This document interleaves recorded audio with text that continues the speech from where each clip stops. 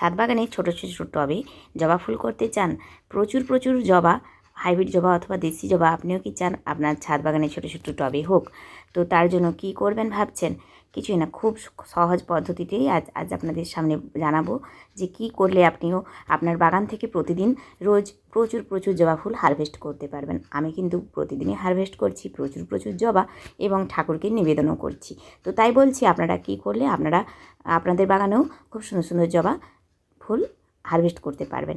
তার জন্য আপনারা মাটিতে রাসায়নিক সার ব্যবহার করতেই পারেন, তবে আমি কোনো রকম রাসায়নিক ব্যবহার করি না। আমি যেটুকু দিই সেটা হচ্ছে খোল, গুঁড়ো খোল দিই, মাটিটা একটু হালকা করে কুপিয়ে নিই, গুঁড়ো খোল দিই, বা তার গোড়াতে দিই সবজির খোসা, ফলের খোসা, ভাতের মাড় বা চাল ধোয়া জল, মাছ ধোয়া জল, এইগুলো দিলে আপনি কিন্তু সম্পূর্ণ অর্গানিকভাবে ফুল করতে পারবেন। ফুল, ফল, সবজি সব কিছু। আর ফুলগুলোর কালার দেখছেন কি অপূর্ব সুন্দর।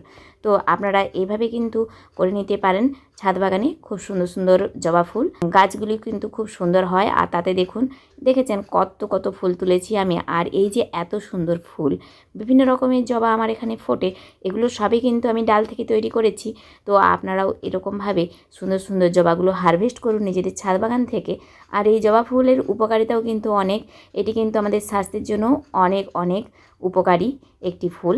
আমরা এটিকে খেতে পারি, এর পাতাও আমরা শরবত হিসেবে খাই। আমি কিন্তু ছোট থেকে এর পাতাটাকে শরবত হিসেবে খেয়ে থাকি, যেমন পিমলাস পাতার শরবত খাই সেই রকম। আবার এই জবা ফুলের কুঁড়ি খেলে কিন্তু আমাদের শরীরে যাদের মেয়েদের যে সমস্যা থাকে, ঋতুজনিত সমস্যা, সেই সমস্যার সমাধান হয়। তাছাড়া এই জবা ফুল যদি আমরা আতপ চাল এবং কালো জিরে, মেথি এগুলোর সঙ্গে পেস্ট করে এই জবা ফুলের নির্যাসটা মাখতে পারি, অর্থাৎ আগের দিন ভিজিয়ে রেখে পরের দিন যদি আমরা এটাকে পেস্ট হিসেবে বানিয়ে চুলে মাখতে পারি, তো চুল ওঠাও কমে, চুল সিল্কি হয় এবং চুল ঘন হয়। তো তার জন্য জবা ফুল এবং জবা ফুলের পাতা দুটোই আমরা ব্যবহার করতে পারি আমাদের চুলে, এবং এটিকে পানীয় হিসেবেও আমরা কিন্তু খেতে পারি, বা অনেকে আবার জবা ফুলের চাও খেয়ে থাকে। তো বন্ধুরা, আজকের মতো ছোট্ট একটি ভিডিওতে আপনাদের সামনে তুলে ধরলাম যে জবা ফুল এবং জবা ফুলের আমরা কিভাবে ব্যবহার করতে পারি।